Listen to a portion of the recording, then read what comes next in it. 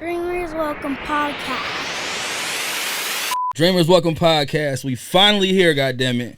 I've been motherfucking putting this roadcaster together for like the past 15 minutes, man. But yeah, man, I go by CEO PESO, blessed and highly favored. And if y'all know who I'm with, you can look at this big ass joint in the backdrop. We down in the den right now doing this thing, but I'll let you introduce yourself, G.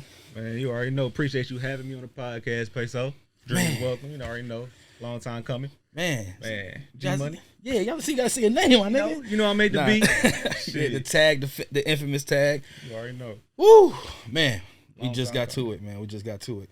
Gotta make sure everything right. But man, long time coming. I was trying to get you on here months ago or something. Yeah, a few months ago, yeah. But you know, I didn't got better with everything, so it just made sense. And growth. I appreciate you, man, inviting me here to the crib, getting on, making the time for it. Like, you definitely a staple in the city. You a legend. You have built the name up. We got a lot to talk about. Man, I appreciate you guys. Yeah. Always. And he gave, man, I think second person to give me gifts, man. He came with the nostalgic Henny and the lighter case. I don't smoke, but you know it's gonna come at some point. I'm gonna use that motherfucker though. Fact. So we about to crack this Henny right now though, y'all. They get it. Man, But how you feeling, OG? I'm feeling great, man. I can't complain. Blessed, best. Highly favorite. Yeah, you Excuse my feel language. me? Yep. So for the crowd of people who don't know who you are, let's just get a slight introduction of who you are, your background, where you from, and what do you do exactly? Man, I mean, I do a lot, man. I'm from Dayton, Ohio originally, you know what I'm saying? Relocated to Atlanta back in 2012. West side of Dayton, you know what I'm saying? Let's get that out there. Grew up on Shaftesbury, you know what I'm saying? Outer Bind area. Shouts out to the west side. You already know. Grew up in the Dayton View area as well, Cambridge. But, man, I just felt like, you know, growth was needed, you know, in order to live my dreams, you know, in this production world. So I moved to Atlanta 2012 and, you know, from there, just started to flourish with the beats and shit, man. So, you know how it is. Yeah. So, man, early ages, man, growing up on the west side, man, what was the childhood upbringing like, man? How was it? What extracurricular activities was it before production actually came about? Man, we had fun. Like that 90s fun. That real fun, like dirt bikes, you know what I'm saying? Seeing my nigga dirt bike get stolen while he, you know, we chasing him up the street type shit. So, yeah, we was over there off Tennyson, you know what I'm saying? Off Shaftesbury and Cornell. So, we played basketball a lot, you know what I'm saying? Everybody dream. But, you know what I'm saying? Other than that, we was outside, you know what I'm saying? Living in life as a kid, you know what I'm saying? Yeah. So would you sports with it, or was you more kind of like the dirt bike and just outside with it? Like, what was a typical G Money summer at the age of like 11, 12? 11, 12. Man, Yeah. tell you the truth, we go over to my nigga Chris Bloom in Stockhouse, RIP. Just died last year, overdose, but you know what I'm saying? Peace. Yeah, we'll go over to his house, you know what I'm saying? Hoop, driveway hoop, go up to Cornell, go over to Outer Bind, College Hill. You know what I'm saying? You know how it is, typical happy childhood. I ain't gonna say we was rich or no shit like that, but you know what I'm saying? Struggle. But coming up, man, I just like to be outside with my people. You already know how it be. Yeah. Yep. Especially back then, bro. It never even felt like a struggle. We was just having so much fucking fun being just on the outskirts, outside, doing shit or whatever. You know, cause I'm a Trotwoodian, man. So I was on that side of town, but same shit, riding bikes, curveballs, shit like that, man. Yeah. Man, so man, when did music hit for like production? What was the first even thought of like how do you make a beat? What age? Man, I was probably like 12, 13, yup. Playing on the computer at my nigga Chris Bloom in Stockhouse, man. I think everybody know FL Studio. You know what I'm saying? Yeah. It was just playing around with FL Studio. It was like a game, and from there, listening to all the samples and the old school songs and shit really like intrigued me at the time. You know what I'm saying? Dipset, you know that was that was my inspiration when I was doing production. It was Dipset, Heatmakers. Heatmakers, yeah. Yeah, that was easy. That's legendary. Yeah. You know, he just put up what was a couple of days ago, they just did 17 years Diplomatic Immunity came out, and he had put up the breakdown of Dipset Anthem, which I seen that shit a million times. Fact. But that shit always give me chills because that nigga took 10 seconds, maybe even 8 seconds, and turned that shit into a anthem. Legendary. Shit crazy, boy. Man, so you was fucking around on the computer. So was he showing you how to work it, or you just was trying to just going over there? That nigga wasn't even into the shit. It's just like it was an outlet for me. Like that was the house everybody go to. You know what I'm saying? Like I seen how y'all had the garage. Yeah, that was the house we went to. You know what I'm saying? And we cooked up, we hooped. You know what I'm saying? We did a lot of shit over there, but that was one of the main things that intrigued me. I didn't have no computer at home, so it was like fuck it, it's the outlet. Yeah. Yo, garage, man. That made me into a monster at an early age, man. Cause I was engineering that shit, so. But we had LimeWire, BearShare, so I was downloading the instrumentals for everybody. And, so I was kind of the hub, like how Cuz was for y'all. Yeah. Which is crazy. That's the spot. Yep. Man. So what's your so getting into that at that age and then just like figuring it out on your own, bro. Tell me how that feeling was, like of just not knowing and then just figuring that shit out, like I gotta keep going with this shit. I mean, like I said, I wanted to hoop, so I really didn't even have no music dreams, you know what I'm saying, early. It was more like, damn, I need something to do as a job for real. Right. But I love music. So when I got to college, you know what I'm saying, Toledo, 07, that's when I really took that shit serious. I'm like, damn, I hate school. Like, I dropped out, you know what I'm saying, first semester, goddamn it, like. Just instantly, I hate this shit. Like, real shit. Like, I just knew that wasn't my calling. So my love for music just kept me going, you know what I'm saying? Making beats in the dorm room. I used to leave my door open. The RA walking past, like, what the fuck going on in here? So, you know what I'm saying? Really, really just the love of music, bro. That's real shit. So from not having a computer and then, like, you said you was at the dorm. So before you went to college, you had got your own computer and already started, like, still fucking around with the beats and all of that? Yup. But you wasn't taking it serious because you was, like, about to go to college. It was more like, I ain't even going to say a hobby because I did it every day. Right. But it was more like I love sports. You know what I'm saying? I'm a hoop. I'm going to play football. Mm-hmm. So it was just like a kind of, it really wasn't even a dream at the time, to tell you the truth. Right. I ain't going to lie, yup. So it just, like you said, not a hobby, but it just was something like, man, something like how niggas be gaming. Yeah. Like I'm get on some beats, but I still got to worry about football or whatever, or sports or whatever the case is. Yup. Man, so when did it actually flourish into, like, they asking you for beats? Or how did you even start to get your shit out? I mean, I know you said you had the dorm open. Yeah. People walking past, but when did it become, like, was it, like, difficult at first getting niggas get on your beats? It was, like, fresh out the gate. I remember the first time I put my beat on the internet, like, I had probably 5 views in, like, 2 months. Which, you know what I'm saying? I'm like, this shit ain't about to work. Goddamn it. 5 views Super in 2 months. discouraging. Exactly. Yeah. But then, like, 2009, a nigga actually emailed me and was like, hey, bro, like, I need that beat number 1 on your page. And I'm like, me? Like a beat? I'm like, all right, well, shit. $75. I just threw a price out there. You know what I'm saying? I'm looking at Superstar O and, niggas like that. Yep. And I'm like, okay. They done took what they did with this music and they done put it out there to the world and now they making money off of it. Right. So let me try it. That $75 right there turned to next week $5. Like on a free download. Like a nigga, I put it on there $4.99. Yeah. A nigga downloaded it for $4.99. I'm like, okay, so you seeing a pattern go. Seeing a pattern. Yep. So how old was that beat until, like, dude asked you, like, I need that number 1? Like, that motherfucker was probably fresh out the pack for real. Like, I probably cooked that up on some trash shit. Like, I took a sample of T-Pain, I think, Who the Fuck Is That with Dollar. Yeah. Who the fuck is? Oh, yeah. Exactly. That was smash shit, though, so. I sampled that motherfucker, and I guess it caught the attention of some motherfucker. Man, that's crazy. That's crazy. Who are some, because I'm going to ask you both, but who are some local producers that was inspiring you, and then we're going to get into who was, like, who the industry people that inspired you. So locally, who was it around that you was hearing that was like, damn, you said, oh. Yeah, I mean, of course, seeing like, just seeing his story, you know what I'm saying? He said he was homeless, watching that. Producers like Mo Beats, like just seeing Mo Beats, create a studio and an environment for people to come and create was dope. R.I.P. Mo Beats. I mean, JR, like JR Hitmaker. Like the story with y'all and then the whole, like, the 1913 and all that shit is deep, bro. Like, I don't think y'all know the legacy y'all left. Like, not even JR Hitmaker, take it back. JR the Star. Yeah. Let me get that shit right. Like, the legacy that y'all left in the city with Trendset and 1913 moving forward, bro, was big, and like people don't pay homage to that shit for real. Thank you, bro. Because 1913 was so short. Mm-hmm. Like, cause you know that's when I was in school at Full Sail, so I was around, but you know that's when they was emailing me to still mix the songs or, you know, DJ the projects when I was back still DJing. So I never really understood the full effect it was having on the city because I wasn't there to experience it though. Facts. So so I really don't know the impact. I mean, I know, but it's just. I mean, but you got to look up sometimes and just like see your work, bro. Like, cause I know you started off as an engineer, like you said. Yeah. But like, you wasn't no engineer.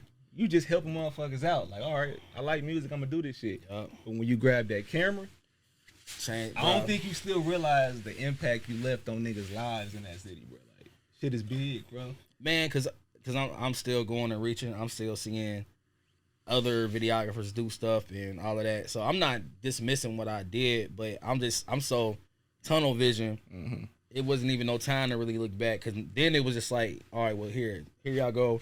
Y'all promoted this on my YouTube. I gotta get it. And I got like 7 other edits to get done. Because I'm still just trying to build my name up to be, you know, national. Yeah. I didn't want to just be considered local no more. Thanks. So, yeah, bro. So, yeah, I mean, so JR Hitmaker. JR. Keep going. Yeah, it's a lot. It's so many. Like, it's so many. Damn. I don't even want you to keep going because I don't want you to like leave out nobody. Like, that nigga left me out. Yep. Man, that was a good era, man. Just the whole beginning stages. I've been recently thinking that like whole beginning stages of getting into it. That's why I be asking it, because I be trying to see if people just remember that feeling of the grind, and like you said, you in the dorm room. Yeah. Because now it's our life. It's our business. Yep. You know what I mean? Yep. So it's a big difference though. Yep. So the tag. You know I made the beat. First off, who is it? That's me. So you just high pitched it. You already know. You already know. Okay. I pitched it up a few octaves. Yep. But yeah, so man, I wanna ask you about that too, man. When you started realizing the importance of tagging your beats. Like, was you doing it at first, or did you catch on to like when the industry was doing it? I mean, it's like I heard people doing it, you know what I'm saying? But back then it wasn't a big thing. Yeah. I mean, heat makers did it in some beats. So it kind of stood out. But like I said, when I started to like tap into the internet, I started to see like tags, you know what I'm saying? Like I Googled tags. Like, why do you need a tag in this beat? It's out there to learn. So I'm like, fuck it, let me brand myself. And that just happened to catch. Like, I'm rapping one day, and I used to rap, you know what I'm saying, like everybody. But I recorded a song and I said some bullshit. How you gonna leave that out? Like, you know like you was just, cause that ain't shit. I ain't trying to. Like, nigga, you said dirt back. Bikes. You know, go to my nigga house fucking with the computer. Nigga, you was rapping. I was rapping, bro. Like, it wasn't nothing serious. You know what I'm saying? But, I got you. You know, I said a weak ass line. You know, I made the beat some, but that part stuck. Yeah. So I'm like, all right, let me chop that motherfucker up. That's my tag. It was that simple for real. So that's crazy. So that one thing that stood out out of everything else, and you just was like, yo. And to this day, it just still blow my mind, like how that tag stuck. You know what I'm saying? It resonate with people more than my name sometimes. Man. So it's like, damn. You know, I made the beat more than G Money, which is crazy to me. So we get the tag going. So what was because you said you put it on a $4.99 price point. What site was that? SoundClick at the time. Okay. So I was gonna ask you about that. So my question is, like, what? First off, what's the best site for producers to go to now to like actually get paid or to get, you know, whatever the exclusives or releases, however they doing, like, because it went from to what I see now, SoundClick, everything else in between, and now like YouTube type. Yeah. So like what's the main go-tos now for producers to like to try to make independent sales? I mean, you got BeatStars. I mean, I would say that's the number one online platform for producers. BeatStars. You got Timberland just started the site, Beat Club. Now it's membership based, but you got to get accepted. You know what I'm saying, based off invite. But so you got to get invited, and then you got to get accepted after the invite. Exactly. So you get you some shit where you gotta go on there, try to join, but that's your invite. Like, they actually telling you to click, but you gotta check your platforms. They gotta check your credentials. You ain't gotta be no top notch producer, but you gotta have some type of work out there. You know what I'm saying? Yeah. And then you get your exception, but it's a membership fee right now. So that's another platform. But BeatStars, bro, like I wouldn't tell nobody to not use BeatStars. Like you gotta use it, bro. Put your music out there. It's simple. So, okay, so with the Timberland, what's it called? Beat Club. Beat Club. Yeah. So do you think that's good or bad to be able to have for them to halt, like if you can get accepted or not, rather than BeatStars, where I guess what anybody can do it. They want, type shit. I feel like it's a little bit of both. Like I feel like it's how you look at it. I mean, it is like a level of perfection you need to, hold yourself to. Yeah. So I mean, I feel like that's what they doing with that platform. They're like, all right, we want to make sure you taking this shit serious. Yeah. And if you're not, we ain't here to be playing around with no motherfuckers. So at the next point, it's like, all right, if you're taking it serious, now you got to pay this membership fee. Right. Which it's like, it's cool. Yeah, it's cool. I think that's a good thing to instill in the up and coming producers now. Like, you got to pay to play to be attached to something big. Like, I guess being a part or under Timberland, however you want to do it though. Thanks. Yeah. Thanks. Man, so let's talk equipment, man. Mm-hmm.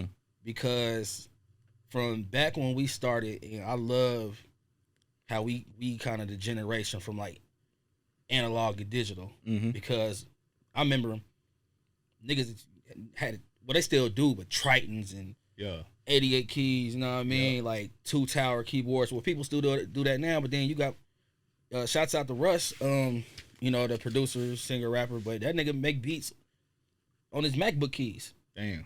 Like literally, like M is snare, G, B is bass, whatever. Melody, he don't got no keyboard. So, what's your importance of like, for up and coming producers, and like, are they needing to get all of the big time equipment, or is it the VSTs or the instruments? Like, what's really needed now of like how it was back then? Do they need everything that we used to have, or is it a different in the sounding from getting all the big stuff? I mean, it's like it's your take on how you want to make it. Like I feel like you can make a hit song from your keyboard, your laptop, your Mac computer.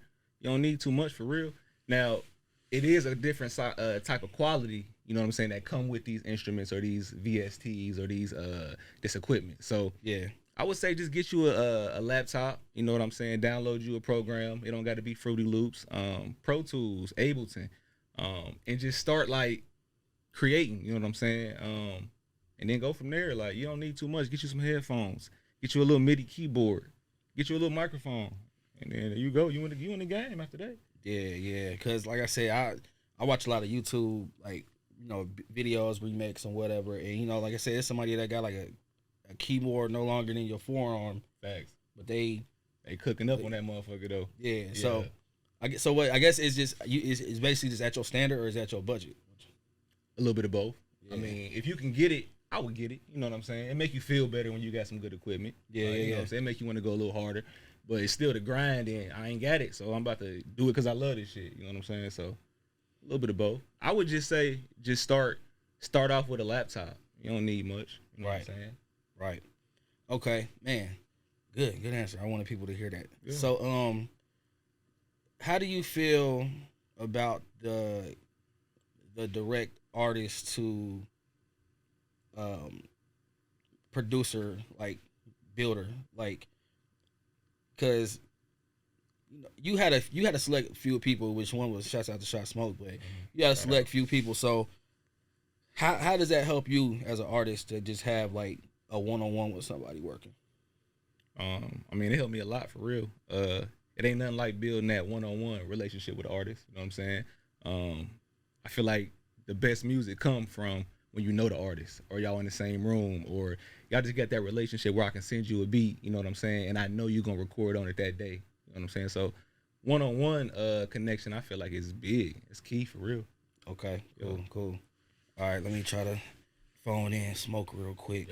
Shout out Smoke. All right, so we were just talking about you and just the growth you gave us, but what was it about G Money that kept you just working with him and growing with him as a producer?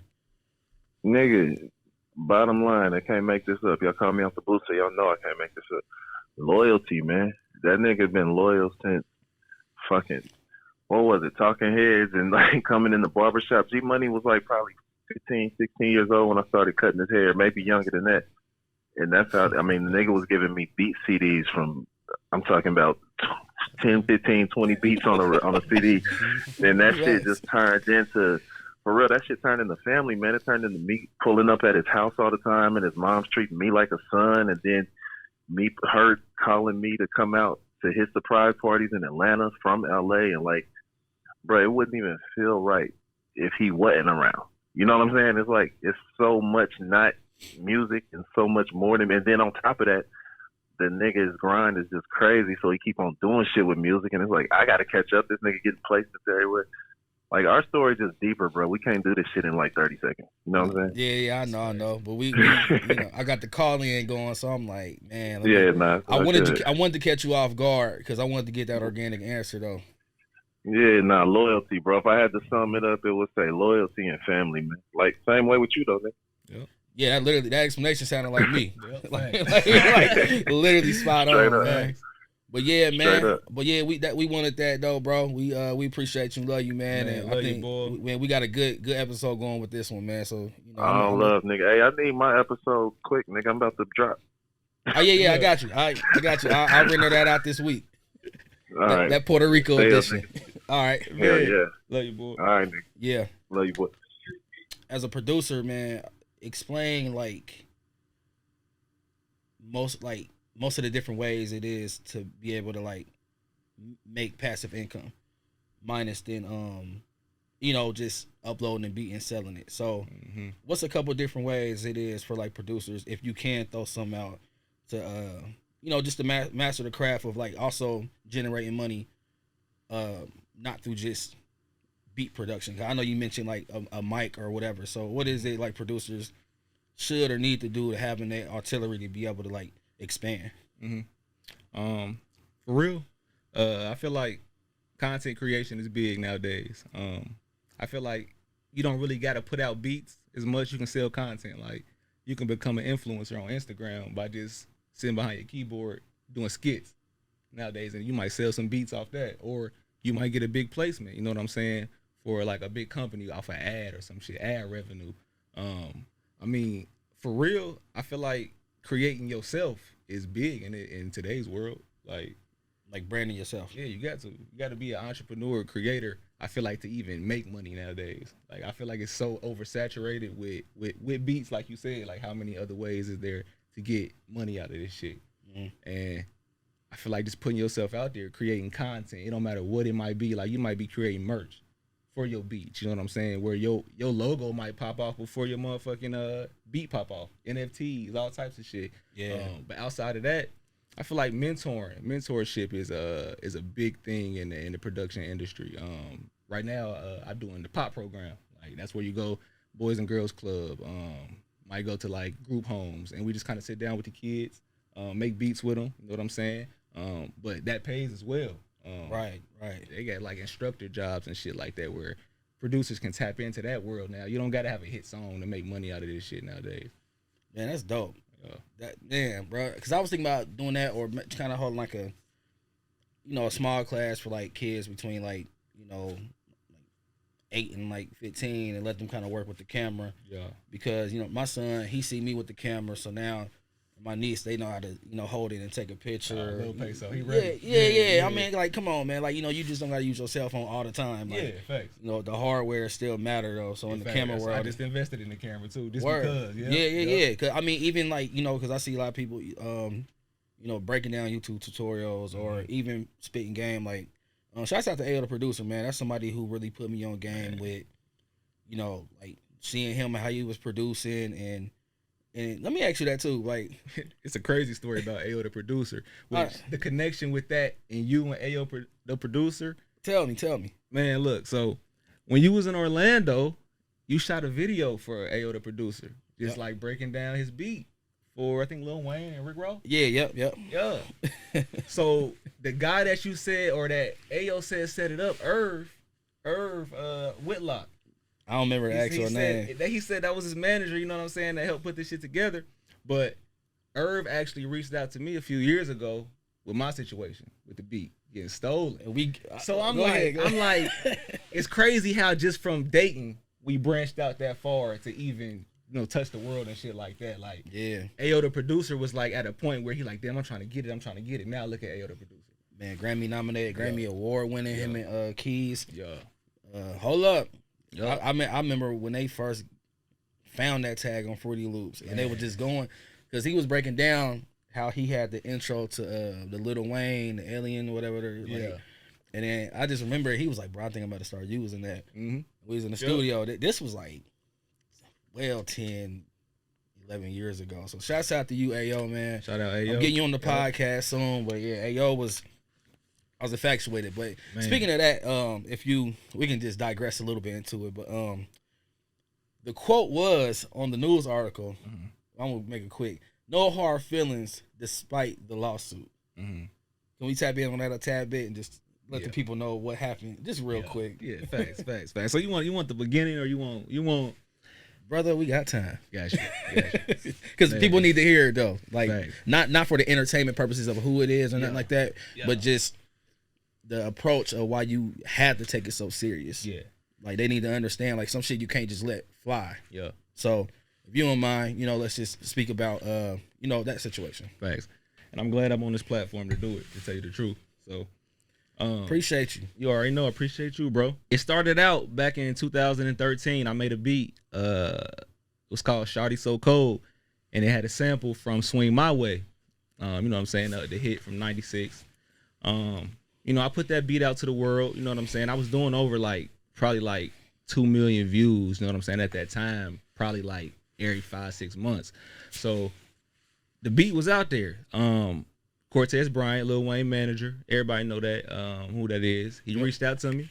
You know what I'm saying? Said the beat was for Drake. He wanted it. Took a liking to it. Cool. Never really, you know what I'm saying, look back into the song. Song never came out. Chalked it up as a loss. You know what I'm saying? At the time, I'm thinking damn, Cortez Bryant reaching out to me. Right. You know what I'm saying? Off a beat off the internet. But at the time, I know that the internet is, is popping. So, long story short, the song ends up with Bryson Tiller and J. Cole. So I knew when I heard it, God damn, these motherfuckers jacked me like that. Yeah. So I did my my research, I did my work, I had all my files backed up, and I kinda just had this gut feeling go look at the producers. Just go look at the producers. I knew how the production world was working. You had producers sending loops back and forth. You had, at that time, it wasn't big. It was kind of like a new thing at the time. It's 2013, 2014. Producers is all right, collaboration is key, but we can do it through the internet. I can send you this loop. So at that time, I'm damn, I really feel like the producers had something to do with it. So, you know what I'm saying? I gathered up all my info. I wish I could tell you more on the info. We in the middle of a lawsuit, so I can't really dabble into the info. So it's still going on. It's still going on. Beat was stolen in 2013. Like I said, I didn't catch wind of it until Bryson Tiller put it out in 2016. Yeah. So 15, but 16 is when the single came out. Yeah. So I'm damn. 2019, I filed the lawsuit. We finally had the resources and the connections to actually make this shit happen. Because it's more than what people think. You can't just go get a motherfucking attorney and say, I'm about to sue these these labels, these billion-dollar labels. Right. It take a lot to actually put a solid product together, which would be your story, and run with it. And you gotta have the evidence. You gotta have an attorney that know what he's talking about. You gotta have motherfuckers in your corner that can actually put you in, the direction to talk to these labels. Yeah. Because it's a long process, bro. And long story short, again, it's just at the end of the day, you gotta if you know something yours, bro, and you know it down in your heart, you gotta go fuck around and get that shit, bro. Go take it. So I knew from day one it was mine.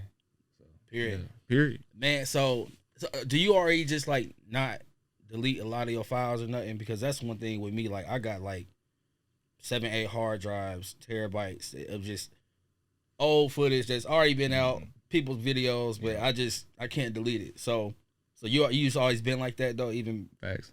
Yeah, facts. So I try to back up everything. I got shit from 2007 when I was still in college. I got some shit. I got some shit from the garage though. You already know. You already know. But nah, that's just such a big deal though, because me on a smaller scale, but I've seen videographers either take some of my ideas or hell even take intros I didn't had and cut it off at the last second before a clip come in of the actual video. Yeah. So I don't know. So, but it's just I just want people to really understand, you know, that you're going through a big deal with it though, and it's so timing of it. It's just like, you know, you gotta be patient. But the shit, like, you know, you can't just have your shit stolen. Like, so keep y'all receipts, keep y'all shit, keep the dates on it, get y'all some hard drives, Google Drive, WeTransfers, upload it, cloud it, nigga. Yep. Man, I can't let this pod end first without 2 more questions. But one, me and you and Shot Smoke, man, the military shit that we do with this music for so long. It's epic, bro. And with me, you know, shouts out to him. I done lived out there. He done blessed me and connected me with so many people, so many ways, like to where I was just Ubering by myself out there after I became an LA native, man. But the conversations that me and him had, still to this day, I live off of it. Like the gems that he get and redrops on us or whatever. So I know y'all done had some deep convos through the whole process of doing this. Yeah. Like, so what's first off, man, what, like, I can't even explain it. It's too many questions in one. Facts. I feel but just explain me some of the conversations and how it's helped you grow as a producer. Facts. That's what I was trying to get out. My bad. Y'all I know exactly what you were saying. I was stuttering and shit because it's like, you know, shouts out to Smoke because he been through so much and he teaching us. So what do you learn from the talks or whatever? Smoke is influential, man. Like one of the main things, like I'm gonna tell you this. Like I said, back in the day, everybody start from where they think their music is trash or they think their product is trash. Like, damn, I need to make this shit better. Smoke would tell me every day, like, bruh, turn your snare up, turn your kick up, take that melody out, make that motherfucker a little bit more simpler. You know what I'm saying? And today, like that shit still sticks. Like that's one of the key things, key resources that I hear in production is simplicity. You know what I'm saying? Making sure your shit bang, making sure your kicks bang, making sure your snare is standing out. So really just the ear for music is one key thing that Smoke had that you know left a lasting impression on me for real. Yeah. Cause his ear and for him playing me stuff and just seeing him progress as an engineer, because it's funny though, when I was engineering, he used to tell me like, bro, I used to listen to yours, and I was telling him how I was getting better, and then just hearing him get better at a whole nother. You can't pay me an engineer at this point. Like I'm over it. But you know his professionalism overall, period. Like even with how we shoot our videos, and man, we had 20-hour days and just good conversations. But people just, you know, I just shouts out to my man Cap in the Citywide Studios, man. Oh, shout out Cap, man. Cap just bought a beat last year. Maybe think it was last year. Yeah. So I ain't mean to cut you off. No, you good. Shout out to the niggas in the city that's still spending bread on their beats. You know what I'm saying? So that's big. Now Cap won because Cap he spent money on his brand, and I just put a clip up, and he basically was just saying, I asked like, you know, one biggest characteristic he had to change, and he just was like, you can't do it all by yourself. Thanks. And that's one thing I learned with like working with Smoke or then working with you, because I would edit my videos to how your beats is chopping or the snares or whatever. So it's all collective, but you know, niggas can't. I ain't gonna say you can't do it by yourself, but it go both ways. But you definitely need a team, you know. And with our 3, 4, 5 man crew, it shouts out to Kev, Sleep, shout out Sleep, everybody, man. So, but yeah, so man, what's your plans to build up your brand? Like how much further are we taking it with this? Oh man, we trying to go as high as we can get, bro. Right now, you know what I'm saying. I'm working with my artist, Prince Dugan. Shouts out to Prince. Shout out guy. Prince. Shout out Prince. Shouts out to J Dot too, man. Shout out J Dot, man. Yeah. You know what I'm saying. I feel like Prince, he can be a star. You know what I'm saying. So I really been putting all my my funds, my life into him as an artist. So other than that, you know what I'm saying, the brand is still moving. We got my wife, she doing her merch, you know what I'm saying, she doing her beauty school, I want to call it.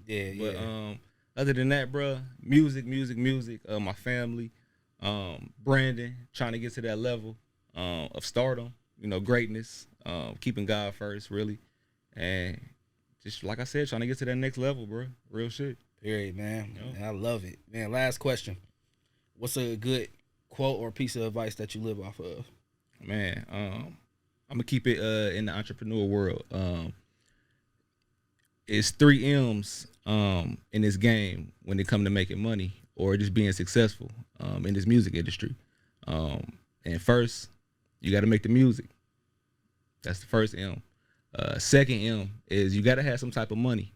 So remember that, like, you got to have money to be happy. They tell you don't, but you got to have money to be happy. We all know that shit. Absolutely.